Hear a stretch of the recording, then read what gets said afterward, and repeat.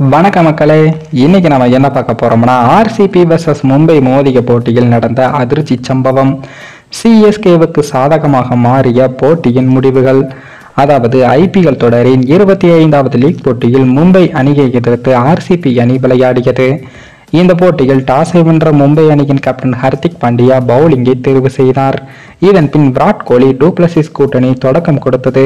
நிதானமாக தொடங்கிய விராட் கோலி 9 பந்துகளில் 3 ரன்கள் மட்டுமே எடுத்து பும்ரா பவுலிங்கில் ஆட்டமிழந்து வெளியேறினார். இதன் பின் அதிக எதிர்பார்ப்புடன் வந்த ஜாக்ஸ் அவர்கள் 8 ரன்களில் வெளியேறினார். இதனால் ஆர்சிபி அணி 23 ரன்களுக்கு 2 விக்கெட்டுகளை இழந்து தடுமாறி வந்தது. இதன் பின் இணைந்த டூப்ளசிஸ் ரஜத் பட்டிதார் கூட்டணியானது ஆர்சிபி அணியை மீட்டெடுத்தது.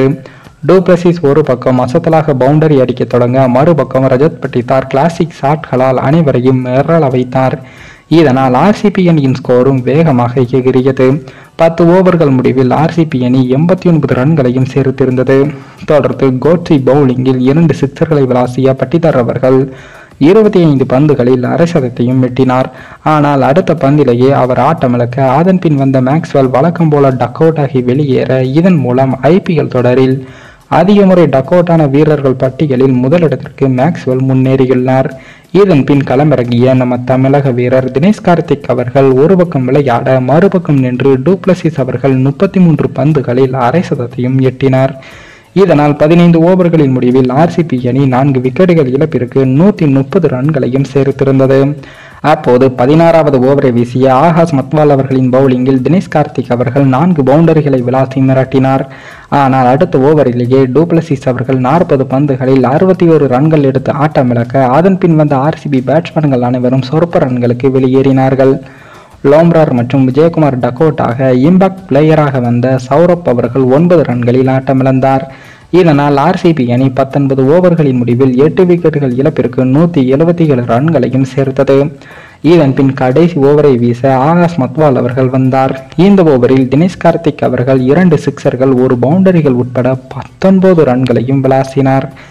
இதனால் ஆர்சிபி அணிக்கு 20 ஓவர்களில் 8 விக்கெட்டுகள் இழப்பிற்கு 196 ரன்களையும் குவித்தது.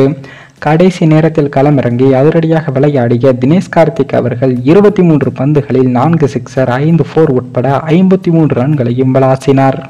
அதன் பின் 197 ரன்கள் எடுத்தால் வெற்றி என்ற இலக்குடன் களமிறங்கிய மும்பை அணியானது தொடக்க முதலே அதிரடியாக பார்ட்னர்ஷிப் அமைத்து விளையாடினார்கள். அதிலும் 100 ரன்கள் எடுப்பது வரை ஒரு விக்கெட்டை கூட ஆர்சிபி அணியால் வீழ்த்த முடியவில்லை. அந்த அளவுக்கு சம ஃபார்மில் விளையாடினார்கள். மும்பை அணியின் இந்த அதிரடியால் ஆர்சிபி அணியின் பவுலிங் படையானது சுக்குநூறாக தற்போது சிதைந்து உள்ளது. அதேபோல் ஆர்சிபி அணியின் இந்த தோல்வியால் கிட்டத்தட்ட பிளே ஆஃபை விட்டு வெளியேறிவிட்டது என்றே சொல்ல வேண்டும். ஏனென்றால் ஆர்சிபி விளையாடிய 6 போட்டியில் 5 தோல்வி 1 வெற்றி என பரிதாப நிலையிலும் உள்ளது. இதனால் இனிமேல் ஆர்சிபி அணி பிளே ஆஃப் வர வேண்டும் என்றால் அடுத்ததாக விளையாடும் அனைத்து போட்டியிலும் வெற்றிகளை பெற வேண்டும். ஆனால் ஆர்சிபி அணியின் தற்போதைய பவுலிங்கை பார்த்தால் இவர்களை வைத்து ஆர்சிபி பேட்ஸ்மேன்கள் 300 ரன்களுக்கு மேல் அடித்தாலும் பிளே ஆஃப் கனவை பற்றி நினைத்து கூட இருக்கக்கூடாது. அந்த அளவுக்கு மோசமான பவுலிங்கை வீசுகிறார்கள் ஆர்சிபி பவுலர்கள். இதனால் தற்போது சிஎஸ்கே அணிக்கு பிளே ஆஃப் செல்வதில் இருந்த சில சிக்கல்களும் ஆர்சிபி அணியின் தோல்வியால் நிகழ்ந்து உள்ளது. மேலும் இந்த வீடியோ ஏதோ ஒரு விதத்தில் உங்களுக்கு பிடித்திருக்கும் என்று நினைக்கிறேன். நம்ம சேனலுக்கு புதிதாக வீடியோ பார்க்கிறீர்கள் என்றால் மறக்காமல் சப்ஸ்கிரைபர் செய்துவிட்டு பாருங்கள். இன்னொரு வீடியோவில் சந்திக்கும் வரை நான் உங்கள் தமிழ்.